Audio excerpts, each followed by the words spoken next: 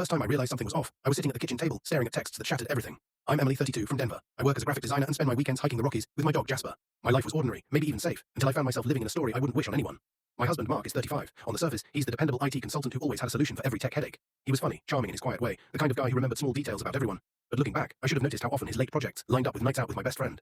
That best friend was Sarah, 31. We'd known each other since college, roommates in a tiny Boston apartment before life pulled us to different cities. She moved to Denver a few years back, and I was ecstatic. She slid right back into my world. Wine nights, inside jokes, shared Spotify playlists. I thought I'd won the jackpot of adult friendships. The red flags were subtle at first. Sarah always seemed to show up at our place when Mark was home alone. She'd bring over his favorite IPA, joke about being his other wife. I laughed it off, because that's what you do when you trust people too much. Then came the night everything cracked. I was at my mom's helping with her surgery recovery, scrolling my phone when I saw a message light up. Mark's name, Sarah's words. I can't stop thinking about last night. I needed you, and you needed me. My stomach flipped. I opened the thread. Weeks of messages, late-night meetups, photos that made my blood run cold. I didn't scream. I didn't throw my phone. I printed everything, every message, every picture. I slid the papers into a manila folder, like evidence for a trial. When I got home, I set the folder on the kitchen counter. Mark walked in with his usual grin, only for it to die when he saw it. Sarah showed up half an hour later, uninvited, acting like nothing was wrong, until I dropped the folder between them. Silence, then excuses. Sarah's voice shook as she said, "Emily, I did this for you." Mark was distant, and I thought if I helped him feel wanted, he'd bring that back to your marriage. My hands were ice, my voice was steady. "You destroyed both my marriage and my friendship, and you're calling it a favor." Mark stammered, tried to reach for me, but I'd already called my sister, who showed up within 20 minutes.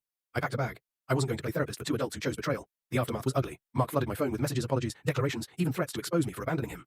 Sarah left voicemails crying, insisting she did it out of love for me. I blocked them both. 2 weeks later, I filed for divorce. I moved in with my sister temporarily. Jasper curled up at my side every night. At work, my team rallied around me. One coworker, Anna, started bringing me coffee every morning. She told me I deserved better, and for the first time in weeks, I believed it. The drama hasn't stopped entirely. Mark tried showing up at my office. Sarah tried leaving letters at my sister's place. But now, I document everything. Screenshots, police reports, restraining order in progress. And the twist? That same kitchen table where I discovered the texts is now where I'm sketching out a new chapter of my life, literally. I signed a lease on my own apartment last week. Jasper and I are moving in tomorrow. The first line of betrayal was written in a text message. The last line will be mine.